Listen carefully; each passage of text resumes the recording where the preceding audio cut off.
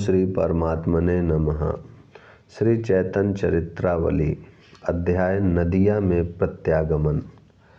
नाम संकीर्तन करने के कारण जिसका प्रभु के पाद पदों में दृढ़ अनुराग उत्पन्न हो गया है, जिसका चित्त प्रेम से द्रवीभूत हो गया है, ऐसा भक्त पिशाच से पकड़े हुए के समान अथवा पागल की भांति कभी तो जोर से खिलखिलाकर हंस पड़ता है, कभी दहाड़ मारकर रोता है, कभी रोते रोते हू हू करके चिल्लाने लगता है, कभी गाने लगता है और कभी संसार की कुछ भी परवाह न करते हुए आनंद के उद्वेग में नृत्य करने लगता है।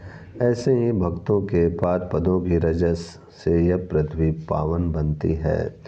प्रेम में पागल हुए उन मतवालों के दर्शन जिन लोगों को स्वप्न में भी कभी हो जाते हैं, वे संसार में बड़भागी हैं। फिर ऐसे भक्तों के निरंतर सत्संग का सौभाग्य जिन्हें प्राप्त हो सका है, उनके भाग्य की तो भला सराहना ही कर ही कौन सकता है। इसलिए तो महाभागवत विदुरजू ने भगवत दासों के दासों का दास बनने में ही अपने को कृत माना है। सचमुच भगवत संगियों का संग बड़ा ही मधुमय, आनंदमय और रसमय होता है। उनका क्षण भर का भी संसर्ग हमें संसार से बहुत दूर ले जाता है।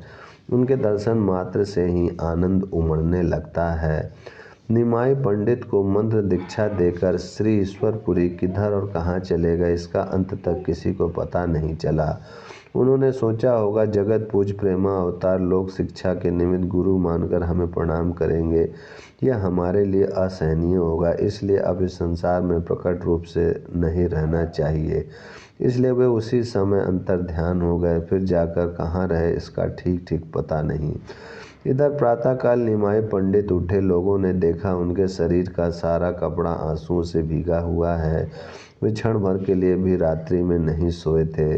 रात भर हा कृष्ण मेरे प्यारे, ओ बाप मुझे छोड़कर किधर चले गए, इस प्रकार विरह युक्त वाक्यों के द्वारा रुदन करते रहे। इनकी ऐसी विचित्र अवस्था देखकर अब साथियों ने गया जी में अधिक ठहरना उचित नहीं समझा। इनके शिष्य ने बड़ी सावधानी के साथ इनके शरीर को संभालते हुए नवद्वीप की ओर ले चले। ये किसी अचैतन्य पदार्थ की भांति शिष्यों के सहारे से चलने लगे। शरीर का कुछ भी होश नहीं है। कभी कभी होश में आ जाते हैं, फिर जोरों से चिल्ला उठते हैं, हा कृष्ण किधर चले गए, प्राणनाथ रक्षा करो, पतित पावन इस पापी का भी उद्धार करो।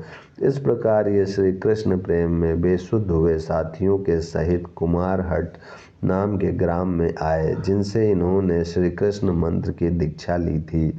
जिन्होंने इन्हें पंडित से पागल बना दिया था, उन्हीं श्री ईश्वरपुरी जी का जन्म स्थान इसी कुमारहट्ट नामक ग्राम में था। प्रभु ने उस नगरी को दूर से ही साष्टांग प्रणाम किया। फिर साधारण लोगों को गुरु महिमा का महत्व बताने के लिए इन्होंने उस ग्राम की धूलि अपने वस्त्र में बांध ली और साथियों से कहा, इस धूलि में कभी श्री गुरुदेव के चरण पड़े होंगे। बाल काल में हमारे गुरुदेव का श्री विग्रह इसमें कभी लोटा पोटा हुआ होगा, इसलिए यह रज हमारे लिए अत्यंत ही पवित्र है। इससे बढ़कर त्रिलोकी में कोई भी वस्तु नहीं हो सकती। कुमारहट्ट का कुत्ता भी हमारे लिए वंदनीय है। जिस स्थान में हमारे गुरुदेव ने जन्म धारण किया, जहाँ की पावन भूमि में उन्होंने क्रीड़ा की है, वह हमारे लिए लाखों तीर्थों से बढ़कर है। इस प्रकार गुरुदेव का महात्म्य प्रदर्शन करते हुए वह आगे बढ़े और थोड़े दिनों में नवद्वीप पहुँच गए। इनके गया से लौटे आने का समाचार सुनकर सभी इष्ट मित्र, स्नेही तथा छात्र इनके दर्शन के लिए आने लगे।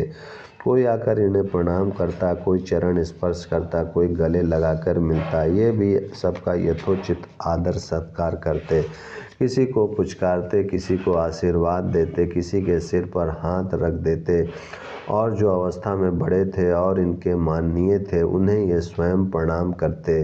वे इन्हें भांति भांति के आशीर्वाद देते। सची माता तथा विष्णु प्रिया के आनंद का तो कुछ ठिकाना ही नहीं था। वे मन ही मन प्रसन्न हो रही थीं। उस भारी भीड़ में वे दोनों एक ओर चुपचाप बैठी थीं। सबसे मिल लेने पर इन्होंने प्रेम पूर्वक सभी को विदा किया और स्वयं स्नान आदि में लग गए। इनका भाव विचित्र था। शरीर की दशा एकदम परिवर्तित हो गई थी। माता को इनकी ऐसी दशा देखकर बड़ा आश्चर्य हुआ। किंतु वे कुछ पूछ न सकीं। तीसरे पहर जब ये स्वस्थ होकर बैठे तब श्रीमान पंडित सदाशिव, कविराज, मुरारी गुप्त आदि इनके अंतरंग स्नेही इनके समीप आकर गया यात्रा का वृत्तांत पूछने लगे।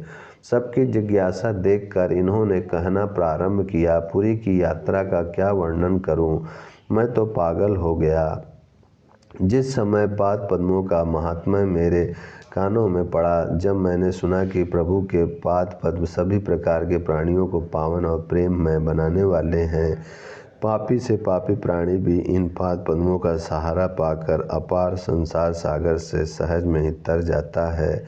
जिन पाद पद्मों के प्रक्षालित पैर से त्रिलोक पावनी भगीरथी निकली हैं, उन पाद पद्मों के दर्शन करने से किसे परम शांति ना मिल सकेगी। इतना सुनते ही मैं बेहोश हो गया। ओम शांति शांति शांति।